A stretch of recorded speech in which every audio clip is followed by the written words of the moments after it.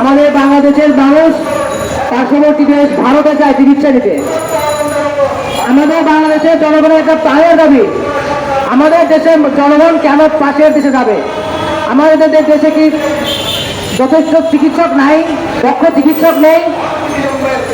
আমি বলবো আমাদের এই বিশ্বে এখন পর্যন্ত যতগুলো ইন্টারন্যাশনাল এক্সামিনেশনগুলো রয়েছে, পরীক্ষাগুলো রয়েছে, সেখানে দেখুন আমাদের মেডিকেলগুলো, আমাদের বাংলাদেশের ছাত্রদের, মেডিকেল স্টুডেন্টদের পারফরমেন্স দেখুন। আমাদের যে এফসিপিএস ধরা, যে এমআরসিপি ধরা হয় সারা বিশ্বে যেটা চলমান, সেখানেও দেখুন আমাদের বাংলাদেশ থেকে প্রথম স্থান অধিকার করছে। কিন্তু সেইখান থেকে এইরকম আউটস্ট্যান্ডিং যদি ডাক্তার থাকা অবস্থায় পাশের দেশে কেন যায়? এর কারণ হচ্ছে আমাদের যে শিক্ষা ব্যবস্থা, এই শিক্ষা ব্যবস্থাকে গত সরকার একবার ধ্বংস করে দিয়েছে। এই শিক্ষা স্বাস্থ্য খাতের মধ্যে রাজনীতি ঢুকিয়েছে, তাদের যে চিকিৎসকগণ ঢুকিয়েছে, রাজনৈতিক লিয়াজু ভিত্তিক চিকিৎসক ঢুকিয়েছে। তারা নানানভাবে আমাদের এই চিকিৎসা খাতকে, চিকিৎসা শিক্ষাকে দুর্নীতিগ্রস্ত করেছে। আমরা দেখেছি এইসব দুর্নীতিগ্রস্ততার কারণে নানান যে ল্যাবরেটরিগুলো থাকে, তারপরে এক্সামিনেশন যে এগুলো থাকে, ওরা নানান দালাল নিয়োগ করে। এইসব যত অনিয়ম অনিচার রয়েছে আমাদের মেডিকেল কলেজগুলোতে হয়ে চলেছে এবং চলছে। আমরা এই সব কিছু উৎখাত করার চেষ্টা করছি। সেই উৎখাত করাকে উদ্দেশ্য নিয়েই আমরা আমাদের আজকের এই 53 দফা দাবি নিয়ে আপনাদের সামনে উপস্থিত হয়েছি। এইখানে আমাদের যে মূল উদ্দেশ্য হচ্ছে আমাদের দেশের সকল আপামর জনতা, বিশেষ করে সাধারণ জনগণ, যারা দরিদ্র মানুষ, যারা বিনা চিকিৎসায় মারা যাচ্ছে, যারা চিকিৎসা নিতে পারছে না, তারা যেন সুচিকিৎসা পায়। আমাদের দেশের চিকিৎসা ব্যবস্থা যেন স্ট্যান্ডার্ড হয়, সর্বাধুনিক হয়, সেজন্য কি কি করা প্রয়োজন আমরা স্বাস্থ্য কমিশন বরাবর সেই সব দাবিগুলো উপস্থাপন করতে যাচ্ছি ইনশাল্লাহ। আপনাদের মাধ্যমে সেই সব দাবিগুলো আমরা তাদেরকে তুলে ধরতে চাই এবং আমরা আমাদের দেশের জনগণকে এই আস্থা দিতে চাই যে আপনারা বাংলাদেশের ডাক্তারদের উপর আস্থা রাখুন, আপনারা বাংলাদেশের ডাক্তারদের উপর আস্থা রাখুন।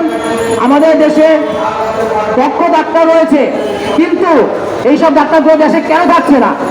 তারা দেশে কেন অন্য বহির্বিশ্বে যাচ্ছে?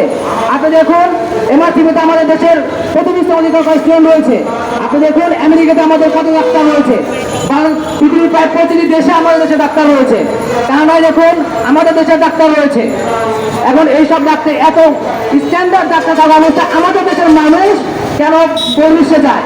এটা অবশ্যই ডাক্তারদের অপারগতা নয়, এটা আমাদের দেশের যে ধ্বংস করে দিয়েছে এই ব্যবস্থা, আমাদের যে রাষ্ট্র ব্যবস্থা রয়েছে, এই চিকিৎসা ব্যবস্থার সমস্যা। এটা আমাদের স্টুডেন্টদের কোনো সমস্যা নয়, আমাদের ডাক্তারদের সমস্যা নয়। এবং আমরা দেখেছি যে যত অনিয়ম অনাচার, এগুলো রাজনৈতিক যে দলগুলো আসে, ক্ষমতায় আসার পরে তারা এই চিকিৎসা খাতকে, শিক্ষা ব্যবস্থার মধ্যে, চিকিৎসার মধ্যে লেজর ভিত্তিক রাজনীতি ঢুকিয়ে দেয়।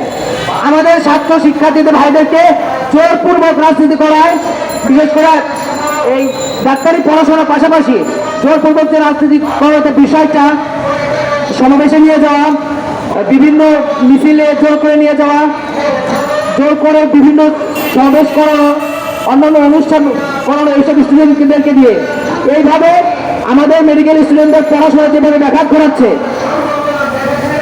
এই সব কিছু আমরা উৎখাত চাই। আমরা চাই আমাদের স্বাস্থ্য খাত, আমাদের মেডিকেলের শিক্ষা খাত সবকিছু উন্নত হোক। বাংলাদেশের সর্বস্তরের জনগণ সমানভাবে চিকিৎসা পাক। শুধুমাত্র প্রাইভেট মেডিকেলগুলোতে যাদের টাকা রয়েছে তারা চিকিৎসা পাবে, আর যাদের টাকা নাই, যারা রয়েছে তারা চিকিৎসা পাবে না, এমনটা হতে পারবে না। আমাদের দাবি এটাই, আমরা চাই আমাদের এই দেশের জনগণকে সর্বোচ্চ স্ট্যান্ডার্ড একটা চিকিৎসা সেবা দিতে পারি।